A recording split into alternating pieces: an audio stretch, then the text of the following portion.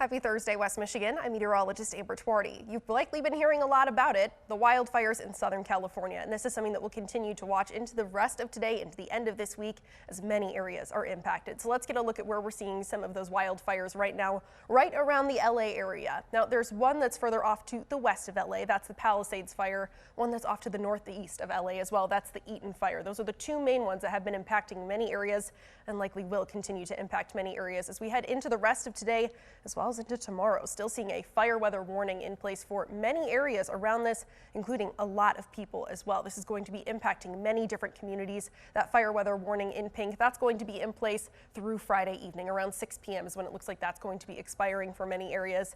Until then, though, still seeing a heightened fire risk for many areas. All of these ingredients coming together, dry conditions that we've been seeing very much so recently across much of California, not just Southern California, but there's something else that plays into this as well. And that has a lot to do with the winds. The Santa Ana winds that are coming off of the Sierras, that's taking over a lot of Southern California. That's what's going to be bringing a lot of those gustier winds on the way. A lot of drier air as we do continue to see relative humidities that are staying definitely on the lower side of things. Warm, dry air with strong winds, that makes the perfect recipe for, unfortunately, fire weather. Now let's talk a little bit more about the Santa Ana winds, because that's what's contributing to a lot of this fire risk. What happens is that high pressure builds to the east of the Sierra Mountain range. That continues to make its way further and further to the west, getting closer to the shoreline. That air pushes down the mountains, it's compressed and it's warmed. It warms even further and dries out even further as it's moving over desert regions. That's where we continue to see a lot of this fire risk really getting together, but then things start to speed up. We get winds that are coming together through these valleys, through these mountain ranges.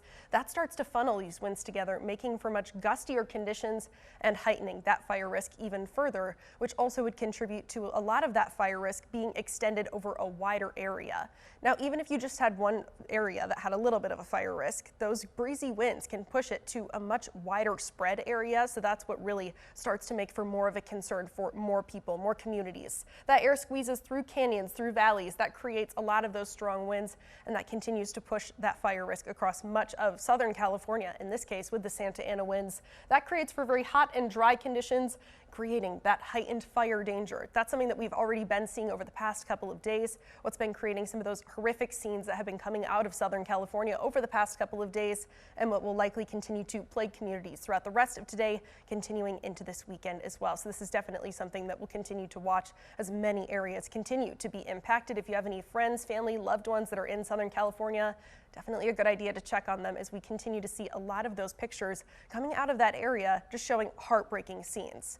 Once again, something that we'll be watching as we head into the end of this week. As we get into this weekend, things should start to look a little bit safer.